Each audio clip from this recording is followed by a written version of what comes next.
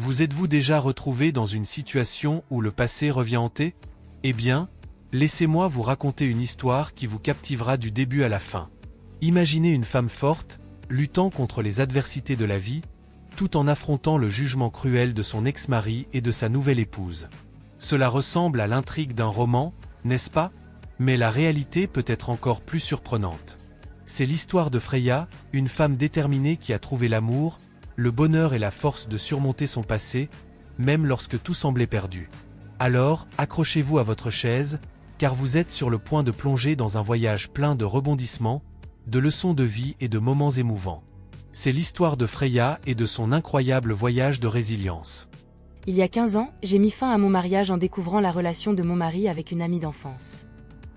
La douleur causée par cette situation m'a presque poussée à démissionner de mon travail. C'est dans cette période difficile que mon mari actuel est intervenu pour me sauver. Ensemble, nous avons construit un foyer heureux et paisible. Cependant, cette paix a été récemment perturbée lorsque j'ai retrouvé mon ex-mari après 15 ans lors d'une fête entre amis. Il m'a simplement regardé avec mépris, comme si je n'étais rien. Il m'a dit « Tu es toujours célibataire et grosse », ces mots cinglants remettant en question qui voudrait m'épouser, une femme stérile, ont résonné me faisant pâlir, pendant qu'il et sa maîtresse se vantaient de leur fils. Je lui ai simplement répondu avec un sourire, leur montrant ce dont ils regretteraient tous les deux pour le reste de leur vie. Je vous invite dès maintenant à vous abonner à la chaîne. Et si vous aimez notre contenu, soutenez la chaîne. Ensemble, nous allons suivre cette histoire passionnante jusqu'au bout. Je suis Freya, j'ai 38 ans et je vis avec mon mari Lars, du même âge que moi. Bien que je mène une vie occupée et joyeuse, il y a un détail que beaucoup ne connaissent pas, je suis divorcée pour la 2e fois. Mon 2e mariage s'est terminé à cause de la trahison répugnante de mon ex-mari, qui s'est produite il y a 15 ans. Mon ex, appelé Henrik, était mon camarade d'université et nous avions de nombreux amis en commun qui nous ont bénis de leurs meilleurs vœux au début de notre mariage. Tout semblait lisse et prometteur. Nous rêvions d'avoir des enfants et nous parlions même de leur acheter des vêtements assortis. Cependant, la réalité n'a pas été à la hauteur de nos attentes. Même après 1 an de relation, nous n'avons malheureusement pas été bénis par l'arrivée d'un enfant, ce qui a causé des frictions dans notre mariage. Ni moi ni mon mari ne pensions que cela serait idéal. Nous avons donc eu plusieurs discussions et avons même investi dans des traitements coûteux pour découvrir la cause de notre infertilité. Cependant, on nous a dit qu'il n'y avait rien d'anormal et nous n'avons pas pu progresser dans l'amélioration de notre relation conjugale. Initialement, mon mari était encourageant et coopératif, mais avec le temps, son attitude a changé. Sans enfant, il semblait devenir irritable et son attitude envers moi a commencé à changer. « Quand deviendras-tu parent ?» a-t-il demandé sarcastiquement à voix haute, insinuant que j'étais la raison pour laquelle nous ne pouvions pas avoir d'enfant. Il a arrêté d'aider aux tâches ménagères, me reprochant tout, du lavage de la vaisselle au nettoyage de la maison. Quand je lui ai demandé à ce sujet, il a répondu « Pourquoi es-tu stérile? Si tu ne fais pas le ménage, tu ne remplis pas ton rôle de femme, rendant notre mariage inutile. » Après ces paroles cruelles, son attitude est devenue encore plus hostile. Alors que ma sœur et son mari attendaient leur 2e enfant, mon mari se moquait de moi, disant que si j'avais un corps normal, je serais déjà mère depuis longtemps. Comment puis-je être considérée comme anormale alors que nous ne connaissons même pas la cause? Mon mari insiste toujours pour dire que la faute incombe à la femme en ce qui concerne l'infertilité, et qu'il n'aurait jamais épousé s'il avait su que j'étais stérile. Ces paroles étaient comme des épines aiguisées perforant mon cœur. De plus, j'ai commencé à recevoir des appels anxieux de mes beaux-parents, qui étaient impatients de voir un petit enfant. Au début, je les ai ignorés, expliquant qu'il n'y avait qu'1 an qui avait passé et que avoir un bébé était une bénédiction. Cependant, cette approche semblait se retourner contre moi, avec ma belle-mère devenant plus incisive, m'accusant d'être incapable de concevoir des enfants. Ma belle-sœur s'est rapidement jointe à elle, me pointant du doigt comme la seule avec un défaut. La pression quotidienne est devenue insupportable. Un jour, ma meilleure amie Astrid m'a invité à sortir prendre un verre. Henrik, mon ex-mari, était occupé avec le travail, faisant de nombreuses heures supplémentaires, donc rarement à la maison. C'est lors de cette sortie qu'Astrid a partagé des nouvelles choquantes. Elle a dit qu'elle avait quelque chose d'important à me dire. Je me suis souvenu d'Ingrid Léo, une amie d'enfance de Henrik, dont les parents étaient proches des miens. Ingrid a fréquenté la même université que nous et travaille maintenant dans la même entreprise que moi. Bien que nous n'ayons pas eu beaucoup d'interactions, car nous étions dans des clubs et des départements différents, mon mari me l'avait présenté une fois, disant que c'était son ami. Alors s'il te plaît, essaie de bien t'entendre avec elle, m'avait-il dit. Mais Ingrid ne voulait peut-être pas perdre son amie d'enfance. Elle m'a regardé avec des yeux perçants, donnant l'impression de ne pas m'apprécier. J'ai fait de mon mieux pour l'éviter. Ingrid, grande et incroyablement belle, était si populaire à l'université qu'elle a même participé à des concours de beauté. Étant la fille du PDG et une femme éblouissante, elle est devenue une sorte de célébrité dans notre bureau. Lorsqu'Astrid m'a mise en garde sur la possibilité qu'Ingrid ait une liaison avec mon mari, j'étais sous le choc. Je les avais récemment vus se tenir la main, clairement pas seulement comme des amis. Astrid a suggéré que je fasse des recherches et que si j'avais besoin de parler, je n'avais qu'à l'appeler. J'ai apprécié l'information sur la trahison de Henrik. Je soupçonnais déjà son comportement depuis un certain temps, revenant toujours tard à la maison, disant qu'il devait travailler des heures supplémentaires et jamais disponible les week-ends, occupé avec des divertissements clients. Après l'avertissement d'Astrid, je suis allée directement dans une agence de détective. L'objectif était de recueillir des preuves de l'infidélité de mon mari. En une semaine seulement, ils ont obtenu toutes les preuves nécessaires. Cependant, je n'étais pas prête à entamer le processus de divorce, aussi terrible soit-il. Il était l'homme avec qui j'avais autrefois promis de passer ma vie. Je ne pouvais pas prendre une décision immédiatement. Quelques jours plus tard, je suis rentrée chez moi et j'ai trouvé Henrik, qui arrivait habituellement tard, assis à la table du dîner. « Eh oh, tu es rentré ?» dit-il. « Oui, je pensais que tu rentrerais en retard aujourd'hui encore », ai-je répondu, essayant de paraître sarcastique à dessein. « Désolé pour ça », a-t-il dit.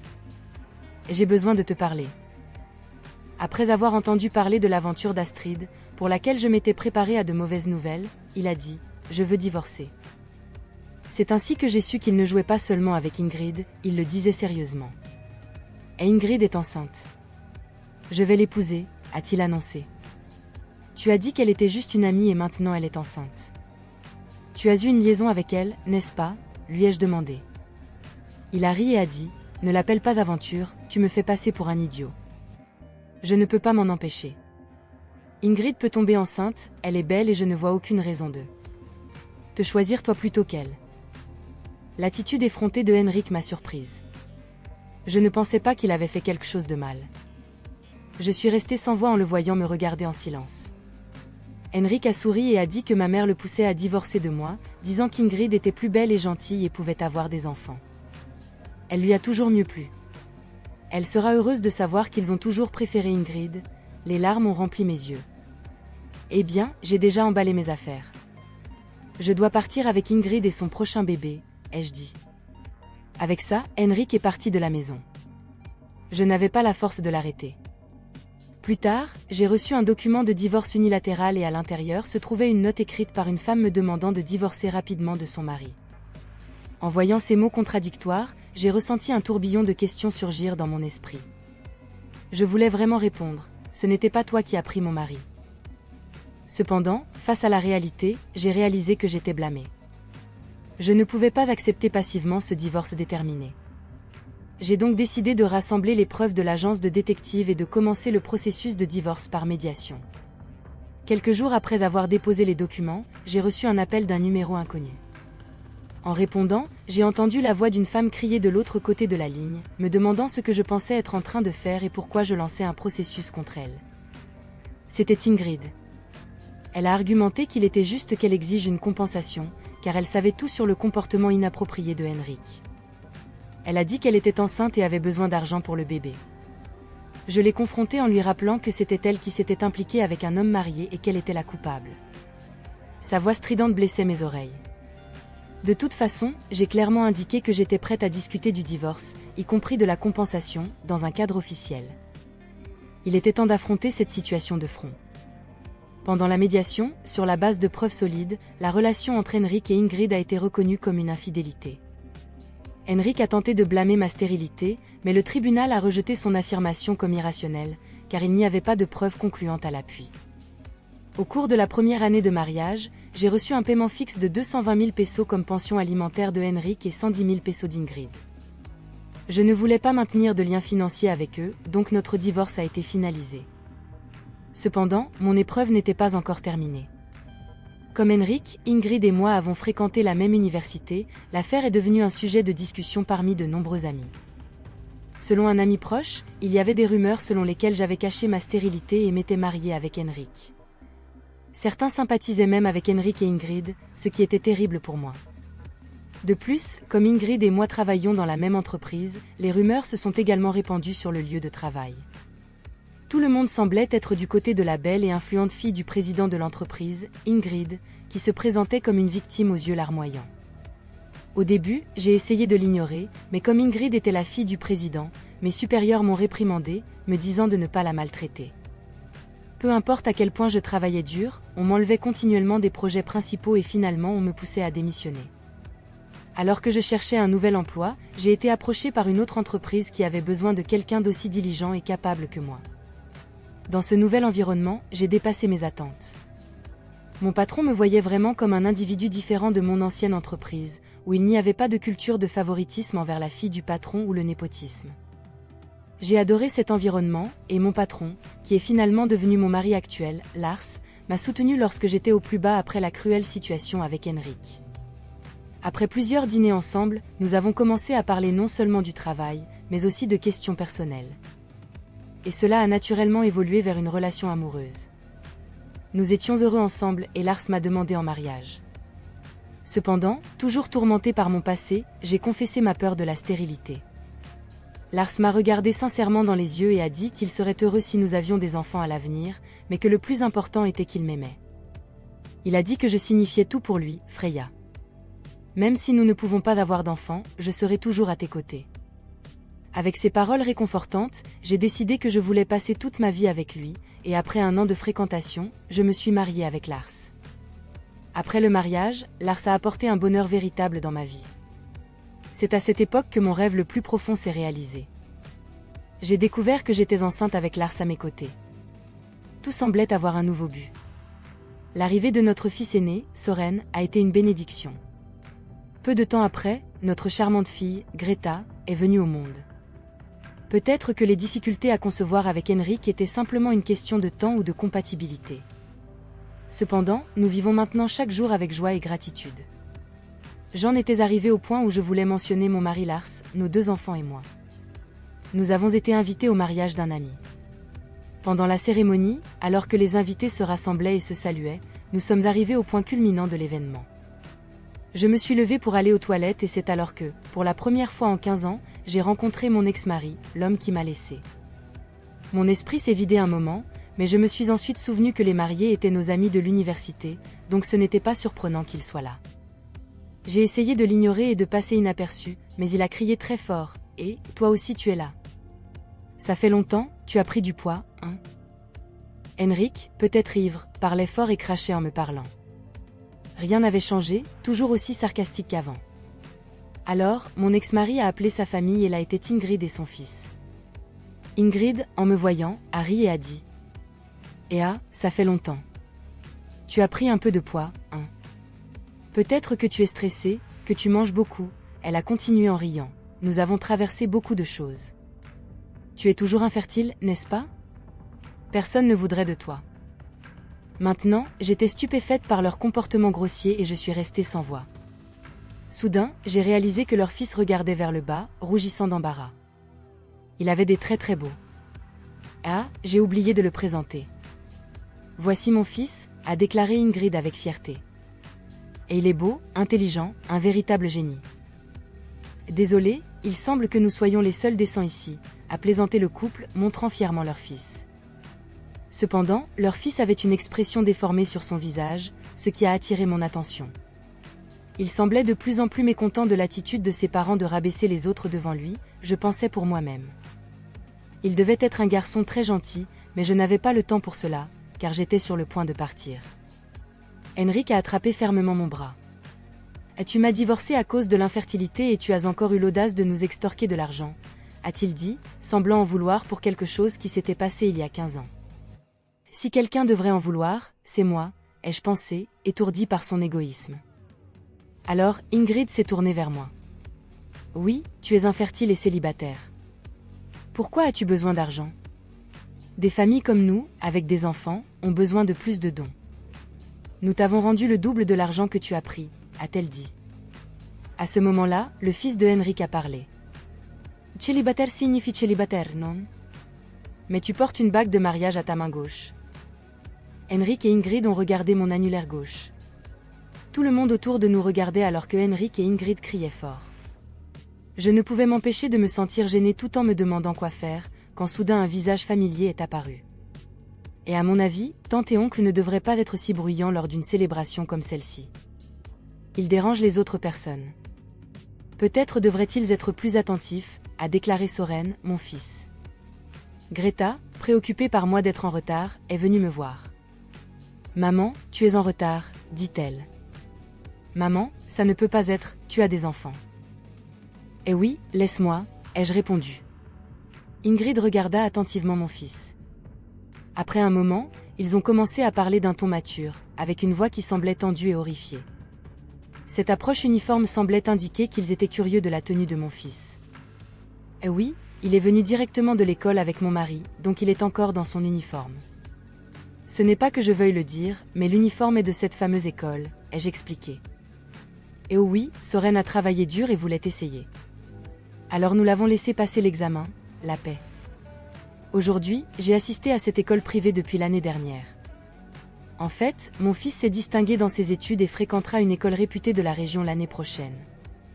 Et oui, et tu sais que Soren est incroyable, il a remporté un concours de violon, a ajouté Greta. Avayalan, pensaye. Et on a reconnu ce garçon, il était à la télévision récemment, a commenté quelqu'un. Eh oui, tu as bien vu. Il a été très médiatisé ces derniers temps, a répondu un autre. Aujourd'hui, je rentrais d'une pratique de violon, comment était-ce possible? Henrik et mon ex-mari s'amusaient? Tu pourrais avoir des enfants comme ça, a lancé Henrik. Il semble que vous deux soyez heureux, c'est génial, a-t-il continué. Comme tu peux le voir, je suis également rempli de bonheur. S'il te plaît, ne nous impliquons plus, nous n'avons aucun lien, ai-je répondu. Juste au moment où j'étais sur le point de partir avec mes enfants, mon mari Lars est arrivé. Et, que se passe-t-il ici? L'événement principal est sur le point de commencer, a-t-il dit en voyant le visage de mon mari. Henrik a pâli, Monsieur Lopez, le président, a aussi pâli, reconnaissant que mon mari était le mari d'Ingrid par hasard. Est-ce le jeune Monsieur Lopez qui est devenu président de la résidence l'année dernière? A demandé Lars. Et en fait, mon mari Lars était président d'une entreprise mère de la société de mon père. Pendant ma recherche d'emploi, j'ai été approchée par la société mère et j'ai changé de travail. C'est là que j'ai rencontré mon futur mari Lars, qui était déjà populaire et qualifié. L'année dernière, Lars a été nommé président de l'entreprise. Jusque-là, président, ai-je conclu, clarifiant la situation. Quelle ambiance ici, pourquoi est-ce si tendu, s'est exclamé Lars. Et j'ai entendu des rumeurs, mais je ne m'attendais pas à un tel manque de décence, a-t-il dit. Alors, Henrik a commencé à trembler et à s'excuser. Et nous le répétons, nous ne voulions pas dire ça, Monsieur Lopez, président. Je ne parlerai jamais de toi à propos de la femme du président Lopez, n'est-ce pas, Ingrid?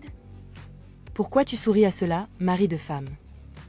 Tu as souffert pour elle, a dit Henrik, se mettant dans l'embarras avec mon père pour m'avoir retiré mon argent. Je ne te pardonnerai jamais, Ingrid, a-t-il continué. Réfléchis avant de parler, si nous ne te plaisons pas. Notre entreprise sous-traitante a pris fin, ai-je interrompu, tandis que Henrik commençait à louanger mon mari et Ingrid protestait. Ils ont commencé à se disputer. C'est alors que leur fils, qui était resté silencieux jusque-là, a crié « Arrêtons ça tout de suite, j'ai entendu assez ». C'est terrible que ma mère, mon père, parle de cette dame, l'appelle grosse, infertile, et se moque d'elle, et ensuite demande de l'argent en retour. C'est honteux pour moi, a dit leur fils. Et, qu'est-ce que c'est que cette histoire de cas? Je suis le résultat d'une situation délicate, un enfant né de circonstances complexes, a-t-il continué. Alors que j'écoutais l'appel pleurnichard du fils, Henrik et Ingrid ont commencé à devenir visiblement mal à l'aise. J'ai remarqué que les autres autour de nous nous observaient enfin, remarquant le malaise autour de nous, la mère rougissait profondément et baissait les yeux. Même si je ne peux pas pardonner à Henrik et Ingrid, j'ai admiré leur fils pour sa forte sensibilité à la justice et sa gentillesse. Il n'avait aucune faute là-dedans, pensais-je. J'ai essayé de ramener rapidement mon attention vers lui, mais avant que je puisse dire quelque chose, mon mari a intervenu.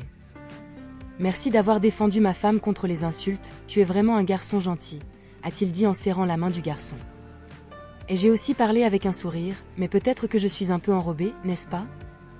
En fait, je suis enceinte, mon ventre grossit, ai-je dit en caressant mon ventre. En effet, j'attendais notre troisième enfant, j'étais en congé de maternité. Le garçon, les yeux larmoyants, a dit: ta mère t'a aussi porté dans son ventre avec beaucoup de soin, tu n'es pas un enfant non désiré, ta mère et ton père t'aiment et sont très fiers de toi. J'ai regardé Henrik et Ingrid, ils ont rapidement acquiescé et ont dit oui, oui, tu es aussi notre fierté, tu es très important pour nous. Le garçon s'est immédiatement illuminé d'un sourire. En le voyant sourire, j'ai ressenti un soulagement. Retournons à nos places pour le moment, c'est un jour de célébration. Ai-je demandé à chaque famille de retourner à leur siège. Ainsi, la scène chaotique prit fin, le mariage se conclut avec succès, et tandis que nous nous dirigions vers la sortie, Ingrid et Henrik s'approchèrent avec leur fils, se tenant par la main. Désolés pour tout, nous sommes vraiment désolés. Même pour ce qui s'est passé avant. Merci, ont-ils dit. C'était la première fois que je recevais des excuses d'eux depuis 15 ans. Peut-être qu'avoir un enfant a un peu changé les choses. J'ai simplement ri et dit: après tout ce temps, hein? Avec cette phrase, je leur ai tourné le dos et j'ai commencé à m'éloigner. Soren s'est proposé de porter mes valises et a pris celle qui avait la marque de maternité. Greta a dit joyeusement tiens, en me mettant un manteau sur les épaules. Malgré leur jeune âge, ils prennent soin de moi avec beaucoup de prévenance pendant ma grossesse.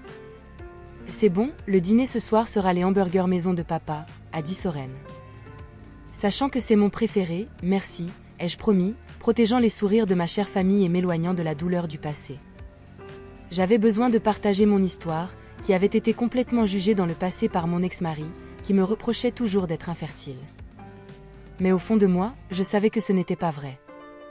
Mais dans cette vie, tout a un grand dessein pour nous. Je n'ai jamais écouté mon ex-mari, qui ne savait que me juger et être très arrogant avec moi à l'époque. Maintenant, je suis reconnaissante pour tout ce que je vis aux côtés de mon nouveau mari Lars, qui m'a apporté le bonheur que je rêvais tant, qui était d'être mère. Je n'ai même pas besoin de dire que le fils de mon ex-mari n'est pas le sien, je ressens de la peine pour cet enfant, qui bien qu'il soit très jeune, je sais qu'il sera une personne tout à fait bonne et très aimante à l'avenir. Et ainsi, nous voyons cette histoire inspirante de Freya. Une histoire de courage, de détermination et d'amour inébranlable. Freya a affronté des défis que beaucoup d'entre nous n'oseraient même pas imaginer, mais à chaque obstacle, elle a trouvé un moyen de persévérer. Son voyage nous rappelle que, peu importe à quel point la vie peut sembler difficile, il y a toujours de l'espoir. L'espoir de trouver l'amour, l'espoir de trouver le bonheur et l'espoir de trouver la force en nous-mêmes. Nous espérons que l'histoire de Freya a touché vos cœurs et vous a inspiré à relever vos propres défis avec courage et détermination. Si vous avez apprécié cette histoire et souhaitez voir plus de contenu inspirant comme celui-ci, n'oubliez pas de mettre un like et de vous abonner à la chaîne Histoire de la vie pour ne manquer aucun épisode à venir. Partagez cette histoire avec vos amis et votre famille pour répandre le message d'espoir et d'amour. Maintenant, j'aimerais partager un message d'amour et d'espoir avec vous. L'évangile de Jean 3.16 est un rappel de l'immense amour de Dieu pour les gens. Il nous dit que car Dieu a tant aimé le monde qu'il a donné son Fils unique, afin que quiconque croit en lui ne périsse pas, mais qu'il ait la vie éternelle. Ces mots sont un témoignage de l'amour infini de Dieu pour chacun de nous. Dieu a tellement aimé le monde qu'il était prêt à sacrifier son propre Fils pour que nous puissions avoir la vie éternelle. Cela montre la profondeur de l'amour de Dieu pour nous et son désir de nous sauver du péché et de la mort. Il ne nous a pas laissés à notre propre sort, mais a prévu un chemin vers le salut à travers Jésus-Christ. En acceptant Christ comme notre Sauveur, nous reconnaissons le sacrifice qu'il a fait pour nous sur la croix et recevons le don de la vie éternelle. C'est un cadeau que nous ne pouvons pas mériter par nos propres mérites, mais qui nous est donné par la grâce de Dieu. Tout ce que nous avons à faire, c'est de croire en Jésus et de recevoir le don du salut qu'il offre. Que nous puissions tous accepter le Seigneur Jésus-Christ comme le Sauveur suffisant de nos vies, en nous confiant en son amour et sa grâce pour nous guider sur le chemin de la vie éternelle. Que nous puissions nous tourner vers lui dans les moments de difficulté et trouver réconfort dans son amour éternel. Que nous puissions partager l'amour de Dieu avec les autres et répandre le message d'espoir et de salut à tous ceux qui nous entourent.